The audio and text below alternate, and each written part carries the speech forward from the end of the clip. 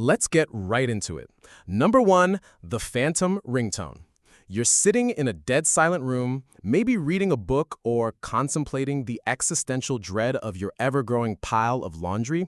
Suddenly, you feel it, a distinct buzzing vibration in your pocket. Ah, a text, a notification, a desperate plea from a friend. You whip out your phone with the speed of a caffeinated squirrel, only to be greeted by nothing. A blank, mocking screen. No calls, no texts, not even a low battery warning. Congratulations! You've just experienced phantom vibration syndrome, a sensory glitch so common that around 80% of people have felt it. This isn't a ghost in your Levi's. It's your own brain being an overeager, paranoid mess. After years of training it to associate a buzz in your pocket with a dopamine hit of social interaction, your brain has started to get a little trigger happy. Your nervous system is constantly sending a random low-level signal to your brain. The rustle of your clothes, a tiny muscle twitch, the cosmic radiation of the universe, whatever. Normally, your brain has the good sense to ignore this meaningless static. But now, conditioned by the sweet, sweet reward of a notification, it has developed a cognitive shortcut. It starts misinterpreting any random nerve tingle in your leg as the glorious buzz of your phone. It's basically your brain, desperate for stimulation, shouting, "Was that it? Did someone like my photo? I'm so bored, please be a text!" It's less of a hallucination and more of a hopelessly optimistic guess. Number 2, the full body flop. It's that magical moment. You're drifting off to sleep, cozy in your bed, on the verge of blissful unconsciousness. Your mind is wandering through a gentle, hazy dreamscape when suddenly, bam! You feel like you've just been shoved off a cliff. Your entire body jerks violently, your heart tries to punch its way out of your chest, and you're suddenly wide awake, wondering if you just survived an attempt on your life by a gravity demon. This delightful experience is a hypnagogic jerk, and it's your brain's clumsy attempt at managing the transition to sleep. There are a couple of theories as to why this happens. The first is a simple miscommunication. As you fall asleep, your muscles relax completely. Sometimes your brain, which is still half awake, panics. It misinterprets this sudden muscle relaxation as you actually physically falling. In a heroic, albeit completely misguided attempt to save you from a non-existent plummet, it sends a massive electrical signal to all your muscles telling them to wake up and grab onto something, you idiot. The other, more dramatic theory is that it's a tiny battle for control in your brain. As you drift off, one part of your brain is trying to paralyze your muscles for sleep, so you don't act out your dreams and punch your bed frame, while another part is still trying to stay awake. The hypnagogic jerk is the final convulsive gasp of your waking consciousness before the sleep system finally takes over. It's basically your body's on and off switch getting stuck for a second. Number 3, the Amnesia Archway. You're in your living room, and a brilliant, life-changing thought strikes you. You need a glass of water. A simple mission.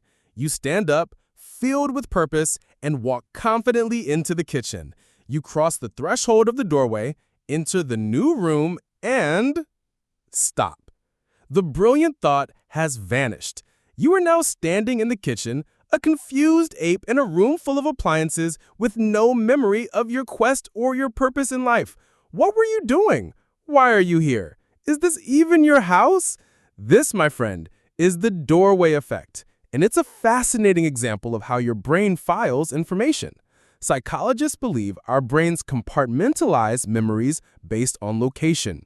When you are in the living room, your brain creates an event model for that scene, which includes your current thoughts and intentions, like get water. But when you walk through a doorway into a new room, your brain sees this as a cue that the old scene is over. In an effort to be efficient and save on processing power, it archives the entire living room file and opens up a fresh, new kitchen file. The problem is, your brilliant idea to get water was filed away with the old event. It's a cognitive refresh button that's a little too aggressive. Your brain isn't trying to sabotage you. It's just trying to keep its desktop clean by closing old programs. Unfortunately, your to-do list was on an unsaved document in one of those closed tabs. Number 4. The visual snowstorm. Ever stare at a plain white wall or a clear blue sky and notice stuff? Not floaters, the little squiggly amoebas that drift across your vision. No, this is different. It's a faint, staticky overlay on everything you see, like the entire world is being broadcast on a television channel that isn't quite tuned in. A constant shimmering field of tiny random dots. This is visual snow, a bizarre and often maddening sensory glitch that for a long time was dismissed by doctors as being all in your head, which technically it is, but not in the way they meant.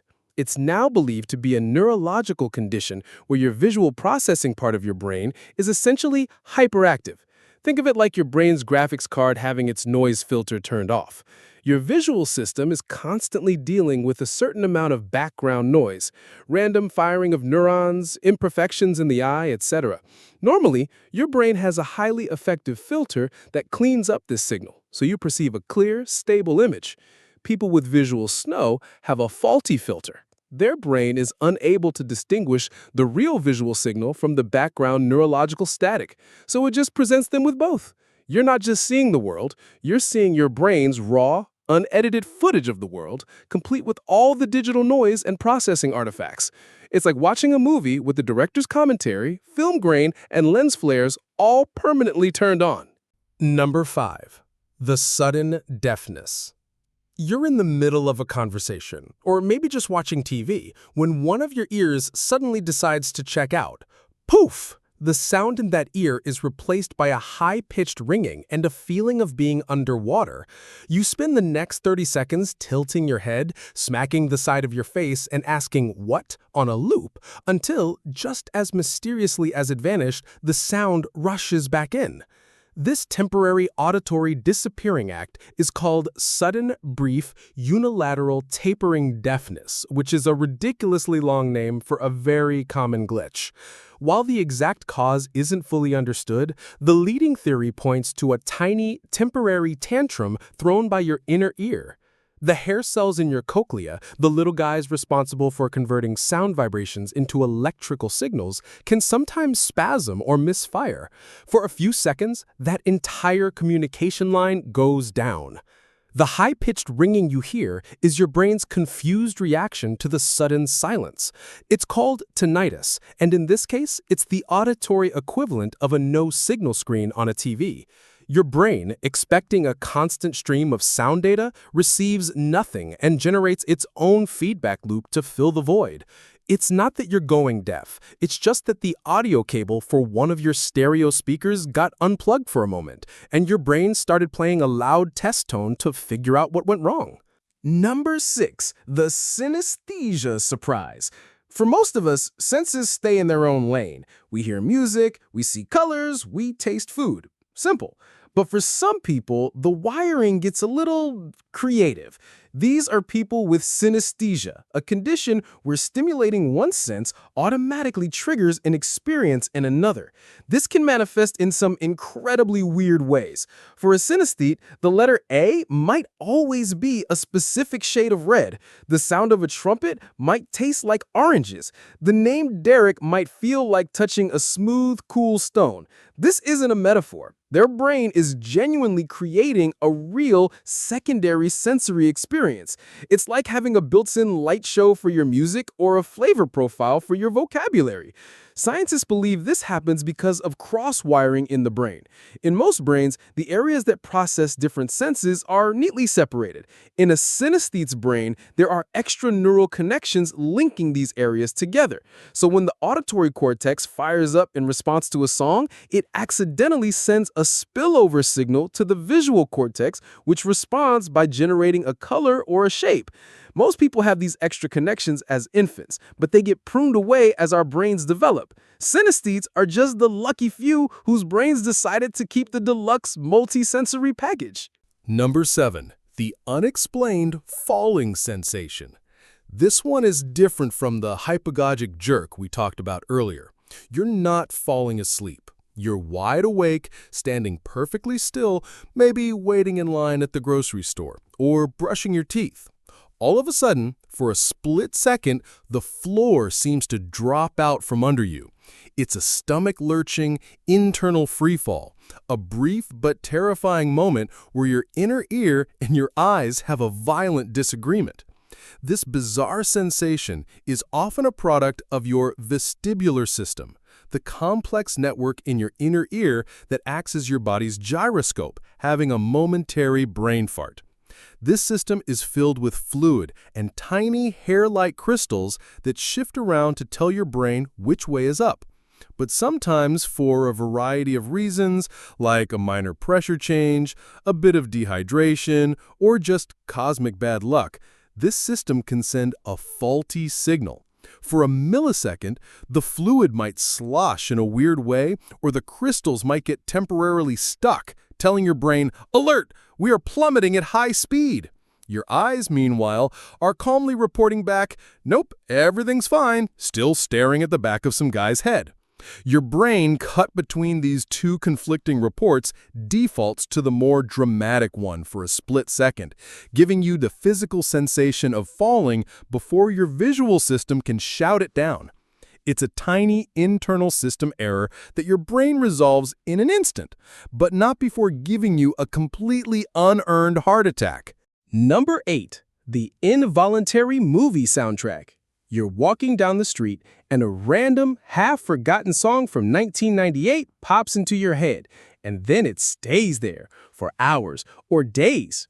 It's not just in the background, it's the full, high-fidelity studio version, complete with a horn section you never even knew existed, playing on a relentless loop.